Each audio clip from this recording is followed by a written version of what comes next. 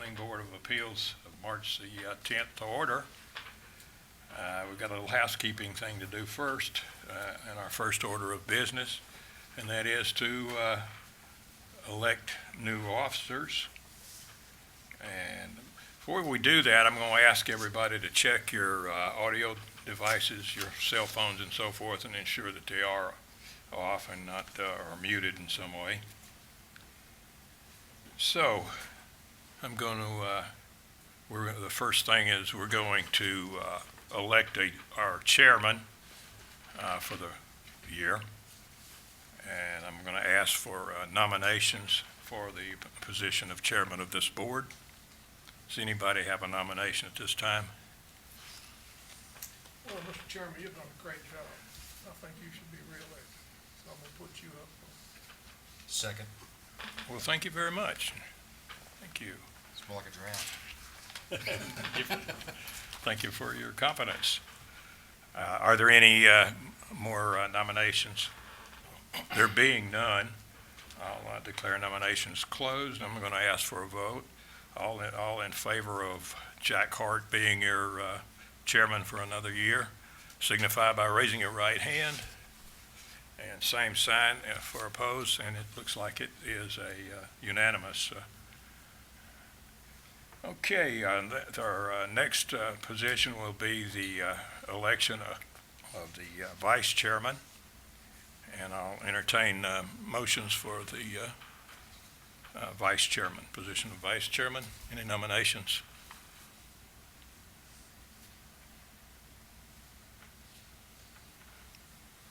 I think we should elect, I nominate Deborah for the vice chairman. Okay, do I ever have a second for that for Deborah's nomination? Second. All right. Okay. Are there any other nominations for that position? There being none, I'll declare the nominations closed. I'm going to ask for a vote. All in favor of Deborah being our, that's Deborah Sevier. I'm sorry, That's okay. Deborah Sevier being our vice chairman. All in favor, raise your right hands. And all opposed, same sign. What did you do? Oh, no, I'm like, okay. Okay, that was unanimous. Okay, congratulations, Deborah. And that being done, I'm going to ask, has everybody had an opportunity to look the minutes over from December the 10th? Is it, okay, can I have a motion to accept the minutes for, are there any discrepancies or anything that needs to change? Motion we accept the minutes as printed. Motion to accept the minutes as printed. I'll second that motion. And seconded. All in favor, say aye. Aye. Okay. We have two items on our agenda tonight, and they both pertain to the same lot. Incidentally, the lot is in the Hiram, is in the city limits of Hiram, so we'll be acting as for Hiram. They will have the final decision to make on this, but we will be voting on it tonight. The first item I'm going to read is 2020-2-Victor, it's care of Hiram. The application of Trinity Property Development LLC for a variance on approximately 0.848 acres within the city of Hiram to reduce the side or the east building setback requirement from 15 feet to 4 feet for the development and construction of a retail establishment. Property is located on land lot 664 and 665, District 19, Section 2, on the north side of Windy Bagwell Highway, that's 278, and west of Poplar Springs Road in Post 3. Okay, that's the first item. And the second item pertains to the same lot, and I'll read that. It's 2020-3-Victor, care of Hiram, application by Trinity Property Development Limited for a variance on approximately .84 acres within the city of Hiram to reduce the required parking spaces for a retail development from 35 spaces to 25 spaces. Property is located in land lot 664 and 665, District 19, Section 2, on the north side of Windy Bagwell Highway and west of Poplar Springs Road, District 3. Okay, having read these, I'm going to give you a little idea of how we conduct our meetings.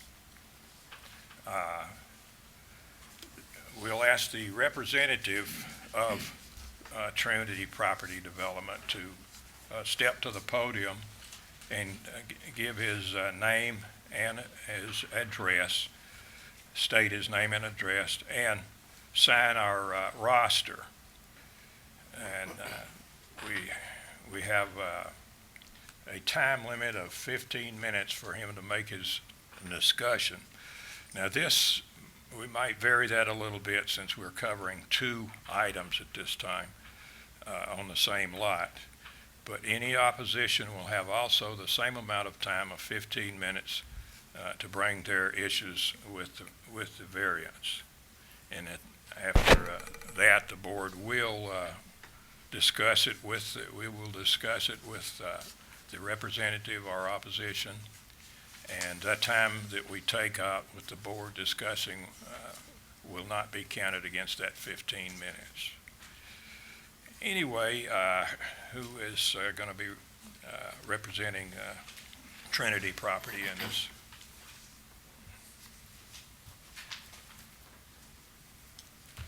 Good evening. My name is Joel Larkin. I'm with Sam's Larkin and Huff, a law firm in Marietta. I appreciate having the chance to talk with you tonight.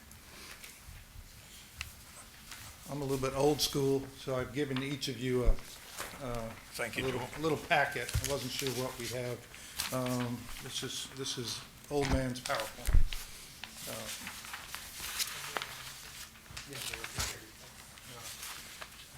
The first page is similar to what you have on the board already. It's just Did you sign in? I did. Thank you, sir. it's just kind of a long-range aerial just to help you all figure out where the property is. It's near the northwest corner of Poplar Springs and Windy Bagwell. It's right next to the Ameris Bank, which on the opposite corners we have LGE and then Racetrack and an undeveloped site. This is a pad grade that's been on the ground as long as I can remember, probably 10 plus years. Other properties have developed around it. It's part of a larger commercial development that was platted with cross easements and utilities for the various lots. And those cross easements and utilities create a lot of the issues that have brought us here tonight. If you turn to the second page, it just zooms in a little bit on. It's similar to what you have up there. But the third page that you have is, I've taken a survey of the property and I've highlighted in yellow the impediments that exist on this lot. And you've got two different easements that run parallel to Windy Bagwell through the property to provide access, and they're already developed with asphalt. And they restrict the use and developability of the lot. And then along the western side of the property is another developed access road, half of which lies on this property to provide access to the commercial properties behind it. And that's got a restriction that doesn't allow us to park directly into it. So we've got to come into the site. So when you look at, and then in addition to that, you've got drainage easements and sewer easements that run through the property. It's higher in the front and falls off to the back and to the left. You're 10 plus feet higher in the front than you are in the back, with the back left-hand corner being the lowest part. So by virtue of these restrictions, it pushes the building to the right-hand side of the property in order to have room to get around the property and to do some parking on it. And that's why we've requested the reduction in the right side setback when you're facing the building down to 4 feet. That does leave room for the landscape strip that's required in the overlay corridor requirements. And if you look at the overlay or the aerial that you have behind you, you'll see that the Ameris Bank was developed with the parking field between it and this site, and the shopping center on the other side was pushed closer to this site. So actually, when we shift the building over the way we're proposing, it gives a uniform look from the road as far as the open area between the buildings. This is a proposed auto parts store. Their normal building is 85 foot wide. They have gone with a narrower building than they normally use. They've reduced it to 72 feet because of these impediments, but we still need the setback reduction so that we can have parking on the side of the building and be able to get to the back of the building. We've also requested a reduction in the parking requirement. Under your code, there isn't a specific, or under both Paulding and City of Hiram, there is no specific parking requirement spelled out for auto parts stores. There is a 2 spaces per 1,000 requirement for retail. I'm sorry, one space for 200 feet for community retail, and that's the conservative calculation that was used here. If you use that, that would require 35 square feet. Warehouses require 1 space per 2,000 feet. We actually have a blended use where we're 2/3 warehouse. So it's not entirely clear what parking would be required here, but wisdom would suggest that we get the community retail variance so that the building would be fully utilizable by any type of retail use, now and in the future. We did take a look at parking requirements in general for auto parts stores as far as what actually gets used. And, our experience is that generally you've got, 3, maybe 4 employees in peak time, and you've got customers who come and go pretty quickly. So it's unusual to have more than 10 or 12 cars on the lot at any one time. We're still proposing 25 parking spaces. Again, and the ability to park the property is greatly impacted by the same restrictions that require us to move the building over to the right and reduce that right setback. These are not restrictions that we placed on the property. They're in place now. There's nothing we can do to remove those restrictions. They're going to apply to any user of the property. So the combination of those and the falling topography on the back are what causes us to ask for these variances. And we're happy to respond to any questions. I've got a representative of the developer here, and I also have an engineer here who can respond to any kind of detailed questions that you have. Joel, would you go over the, because I looked at it today, and I was just wondering that land lot, it looks like the bank's parking is running into the land lot. I know you went over that a little bit, the bank curb is actually runs parallel to our property line, right up against it, and then they the park. curb is on the line? It's very close to the line. So just on this side. the lights sit actually on your property? I'm not sure about the lights, but I'm looking at our survey. That is the 3rd page here. Yeah. I did walk it this morning too, and there are a bunch of different pins out there, and they were a little confusing, and that may be what you're referring to. Well, I was just thinking that 4 foot is gonna put it a lot right there against those, especially the lights. No, we're gonna be off of their property line, and they are aware that we've made this request, and they have no objection to it. We've Okay. talked with them. And we'll have plenty of our own parking. We're not looking to use anybody Yeah. else's parking. What my concern was is gonna get awful close to the building and be bumpers bumping the building or something possibly, the way I'm looking at it. To their bank building? Now, actually, they've got a whole double row of parking between their building. If you look on the arrow behind you, Okay, here's, see that drive aisle comes in between there, and they've got, this is. yeah, that line, the Yeah, Texas, this is the curb, yeah, that line. right there. That line is not accurate. Okay, Yeah, okay. Mr. Chairman, that, Okay, maybe that was it. Yeah. And you that's, also that have is an lights- accuracy. Lights that are back behind that curve about 3 foot. There's a whole row of lights. If you look at the third page of what I gave you. Okay. This is the actual survey, and it shows our property line is off that curve. Okay, So okay. the county map there is Yeah. shifted. It appears on the survey that the two light poles out there are right on the property line. Sir, It appears the two light poles, Yeah. based on the survey, are on the property. on the line. property line? And Okay, that so they'll the give you, parking that is 4 actually- feet will give you plenty of room. Yeah, that's a little skewed from the tax rate. Okay. Okay. Do we have, anything else y'all have? What size building is this gonna be, and how much retail space and how much warehouse? It's 7,000 square foot building, and it's gonna be about 2,500 retail space and 4,500 of the actual behind the counter space.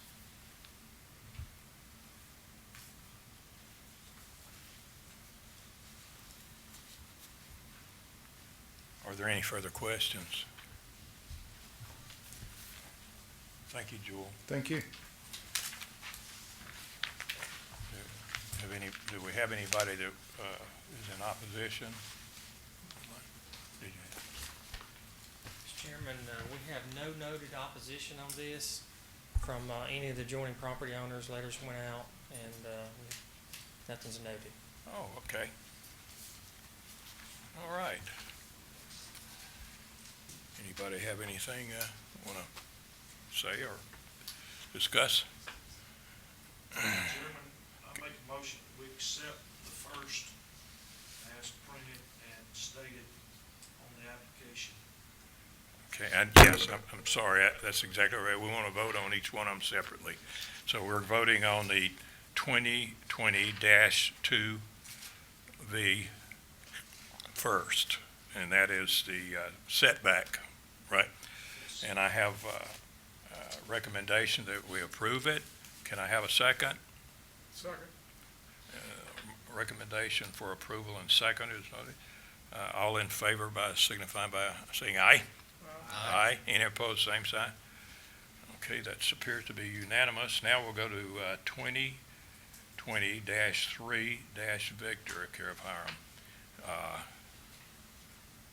And that deals with reducing the parking spaces from 35 to 25. Mr. Chairman, I make a motion, we accept the second item of business as stated to reduce the parking from 35 to 25 spaces. Do I have a second? Second. Okay, I have a motion to accept the variation, approve the variation 2020-3 Victor, and seconded. All in favor by saying aye? Aye. Any opposed? And that's unanimous for approval. Be advised, Joel, that we are only a recommendation. Hiram will be the final,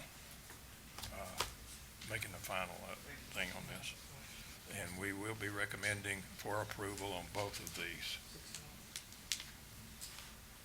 Mr. Chairman, Yes, also, sir. Darren Allen with the city of Hiram is here. Oh. They will be holding a public hearing on this item on March 31st at 6 PM at Hiram City Hall. Okay, thank you, sir. Thank you. Okay, Thank you for a clear presentation of what you have. very good, yes. Now on to the celebration of the elections.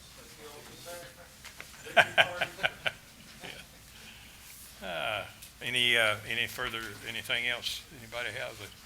Mr. Director, do you have anything? We'll be sending out a packet for April 14th zoning board of appeals meeting, another variance application, and we'll be getting that out to you. Okay, thank you, sir. Thank you. Y'all have anything, you want to, any new business or anything?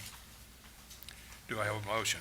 Recommend we adjourn the meeting. Motion to, Second motion. and motion is seconded. All in favor, say aye.